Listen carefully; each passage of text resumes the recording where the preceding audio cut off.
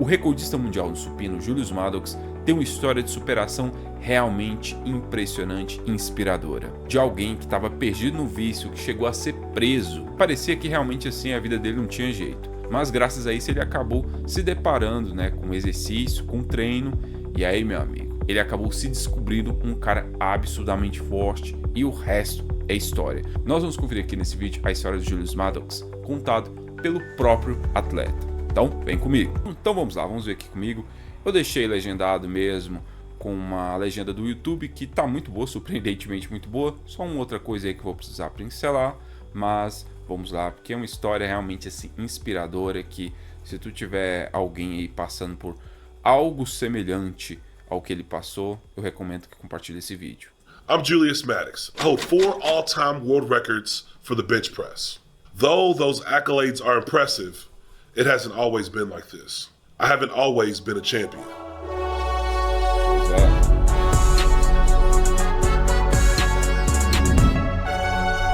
Essa intro é muito legal. Esse aqui, vocês vão ver, é o recorde mundial dele, que é o atual, o maior supino raw da história, 355 quilos.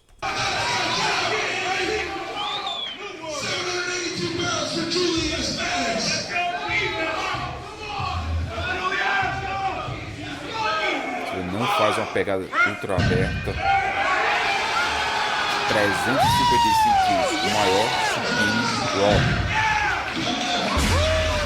It's been a journey to get to the point to where I'm at today. Born and raised here in Owensboro, Kentucky.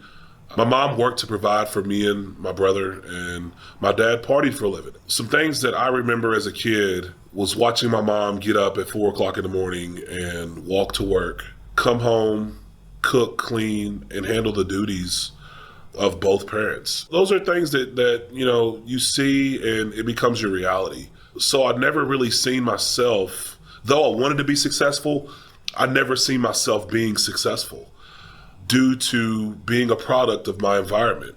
As I went through high school, played sports, got involved with people that I probably shouldn't have been running with, and that created a lot more problems than I ever thought that I would ever experience. É uma coisa assim que muitos de vocês até já devem ter visto, casos assim, de ambientes que não são muito legais, envolver com certas pessoas, talvez vocês até tenham experimentado isso, e aí a vida começar a desandar, Tipo, a crença limitante ali pelo ambiente, por mais que eu desejasse sucesso, mas a limitação, do que se via, e o que tava meio ruim piorou. From drug use to criminal behavior, violent activity, I just became a monster, started to gravitate away from things that I once loved, such as basketball, football, track and field, and things that, gave me a sense of purpose. Some of the roughest seasons I went through was after I graduated high school. I'm in college all by myself, and basically I dove right in. A lot of that was due to things that I didn't get as a kid, such as attention and things like that. And when you start to get those things, especially when you're engaging in activities that you shouldn't be engaging in, you have a sense of being a part of something. And the lifestyle became an addiction in itself. Eventually, I just quit going to school all around and continued the lifestyle of partying. And not only partying, but also I got into the distribution of drugs. In that season over at... É basicamente assim, ele participava de festa que tinha muita droga e acabou virando um traficante.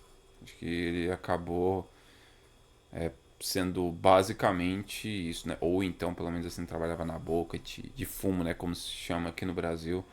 Mas é basicamente isso, traficava drogas e participava dessas festas. For a time period of 8 years, I found myself in and out of jail, using more drugs than I've ever used before. And the only thing that was on my mind was making money and partying. Deep down inside, really, I was crying out for help. I didn't wake up every morning wanting to be a drug addict or wanting to sell drugs. It's just that all of the bad choices that I've made kept pushing me deeper and deeper inside that lifestyle. Everything that I thought that would fill this void in my heart left me empty. 2012 was one of the most pivotal moments of my life. This time, when I got busted, there was no getting out of jail. The charges were that serious to where I'm headed to prison this time. And I've always thought I would never be that guy to go to prison. There was some even. Basicamente, aqui o que ele explicou é que pela primeira vez ele foi pego, né? E teve que encarar a realidade de ir pra prisão. Ele nunca pensava assim que ele seria pego, ele seria o cara que seria preso.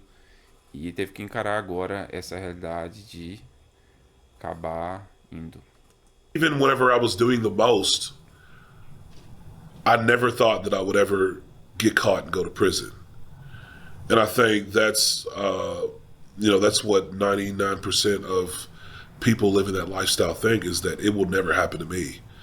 And it happened to me. Everything that I had worked for up to that point, all those ill-gotten gains, I traded it in for an orange jumpsuit at the county jail and was en route to go to prison.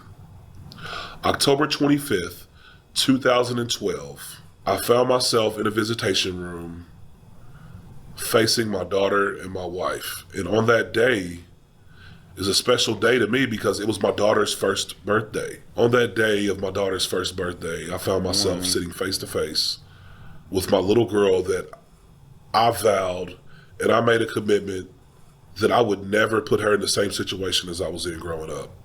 And I did just that. And there was a moment when me and my daughter made eye contact. And again, she's only one. And she doesn't understand really what's going on. She just tried to reach through the glass to touch me. And she's touching the glass. And I just remember that feeling of what it was like. When she looked at me, the thought ran across my mind like, Daddy, why can't I touch you? And that was literally the first time in my life that I realized that it wasn't about me and that my actions go farther than just me. That everyone around me is going to suffer for the things that I've done or the things that I will do. Pois é, né? As atitudes impensadas, né? Que acabam impactando pessoas próximas, sua esposa, filha de 1 ano de idade. Cara, eu imagino, assim, que eu me coloco no lugar dele, imagino que aquele momento deveria ter sido algo, assim, extremamente pesado mesmo pra ele. Caiu em si, né? Ainda bem. And that's kind of when the process of me starting to change happened. I no longer cared about how much money I had. I no longer cared about how many girls I had or what kind of car I was driving or, when's the next party. I didn't care anymore. All I wanted to do is earn a living for my family and be a dad to my kid and be a husband to my wife. So after being locked up for a while, I got the opportunity to either go to a long-term drug treatment facility or to serve the rest of my time. And of course, I chose to go to this long-term recovery. Even though I really didn't want to, it sounded good to change. Reabilitação. But once you start living that out, it's a whole different process. Once you go through the grind and you go through the process of life, of life change, you encounter many different struggles and problems. And a lot of times people turn back and go back to their old ways. I ended up going to a place called Friends of Sinners. Really, Isso that's... acontece mesmo, né? Tem algumas pessoas que passam pelo processo, mas mudam, mas um tempo depois acabam voltando para os velhos hábitos, né? As coisas ruins. E imagino que deve ser complicado mesmo, né? Porque era viciado, né? Usava as drogas, traficava. Meu amigo. When things really started to change. I made a commitment to myself that for the next year, I'm going to give it all I have. I learned how to be a man. I learned how to lead my family. I learned how to be a dad. And not only that, but that's where I started lifting weights. Here is where my weightlifting journey started. This is the dungeon. Let's go. You gotta be careful coming down here, Brennan. In the basement of one of the houses, there was a gym, a little home gym, which was, bow flags, a little bench press, a whole bunch of just random weights on the floor. When I say this was a dungeon, it literally looks like a dungeon. It's not ideal for a person to go lift in a place like this. But that's where I found peace. I've been lifting for about four or 5 months, nothing serious, just to get a pump on, just so I can get my muscles pumped up, help clear my mind. You know, there's days I got to see my family and my wife, and I wanted to look good. So, you know, I'd go down there and work out, and I did that for, 3 to 4 months. And one day we got off work, we're down there meeting in the basement, and we're getting ready to get our workout session on, and one of the guys said, I bet you can lift every single plate down here in this basement. I'm always up for a challenge. And I looked at him and I said, all right, throw the weight on. I got underneath the bar. We didn't even add the weight up. I know, right? How smart is that? Not very smart, especially when it comes to this amount of weight. But they loaded the weight on the bar. I got underneath the bar. I pressed the weight 3 times. After I got up, we counted the weight, and it ended up being 505 pounds. And one of the guys told me, he was like, 505 libras dá, fiz o cálculo aqui, 229 quilos. realize that there's not a lot of people in the world that can lift that type of weight? And I'm still like dumbfounded. I have no idea what's going on, I just know that, I lifted the weight, and now it's time to go get something to eat. My first competition I did, I had to get basically a furlough to leave the treatment facility that I was at, go compete. I won, and then I had to go check back in. I didn't even have the money to even pay my entry to get into this meet. Someone paid it for me. So this is my first weightlifting trophy ever. Look, Barbecue Festival Bench Press Competition, 2013. Won this trophy with a 525-pound bench press, which was my first unsanctioned competition. That's where the journey of my weightlifting began.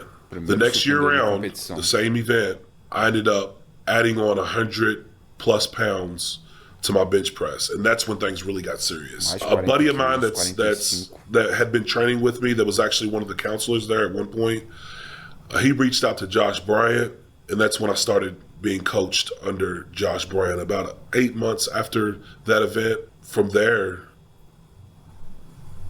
history. Literally, we've made history. The irregular strength brand means to me, or just irregular strength. Força irregular aqui, tá errado, né? Irregular strength, né? Que é a marca dele. Means to me overcoming adversity. That no matter what you've been through or where you've come from, you can always turn it around. Every person on the planet. Frase bem legal, né? Não importa de onde você veio. Come from. You can seu passado, always turn it around. Every você pode mudar isso. Person on the planet is allotted a certain gift and ability to have greatness inside of them. I feel that the Irregular Strength brand and my mission is to help not only myself but others around me manifest that greatness that is inside of them. I just want to inspire the world. And basically, to sum it up, to sum everything up about what I've been through, where I am today, and what I'm going to do in the future is I want to inspire the world, from my community to my family to all areas around the world when it comes to strength sports and when it comes to addiction and recovery and people who have had the odds stacked against them and they changed their life. And that's what we're about. That's what we're going to continue to preach. That's what we're going to continue to share. We're going to be irregular. We're different. We stand apart.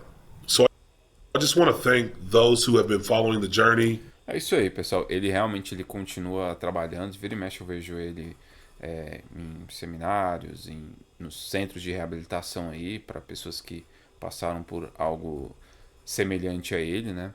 Imagina só se ele não tivesse conhecido, né, os pesos pesados, né? Não tivesse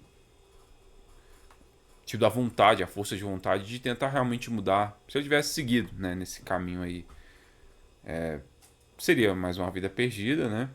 E nós, o mundo da força, nós não teríamos alguém como ele, né? Simplesmente, né? Um dos atletas mais fortes da história, né? Um dos feitos de força mais grandiosos do esporte. Então, assim, seria uma pena mesmo se ele tivesse ido, né, para o caminho errado. Ainda bem que ele mudou completamente a rota. Se ele não tivesse sido preso, não teria passado pela reabilitação, não teria conhecido aquela academia lá que parecia uma masmorra, e alguém, né, não teria falado com ele, bota todos os pesos aí na barra, desafiando ele, e não teria descobrido esse potencial. Então, literalmente, foi um potencial que foi descoberto aleatoriamente. E essa é a realidade da imensa maioria dos atletas. E pra te ver, né? A carreira dele, boa parte, não teve apoio. Então, assim, é algo bem legal mesmo, uma história de superação gigantesca. E hoje, com certeza, ele pode dar uma vida melhor para a esposa e para a filha dele. Então, assim, mudou, graças a Deus, a vida dele radicalmente e serve como uma inspiração para tantas outras pessoas. E já que a gente está falando de Julius Maddox, de supino, de recorde, se tu quiser ver quais são os supinos mais pesados da história, confira aqui.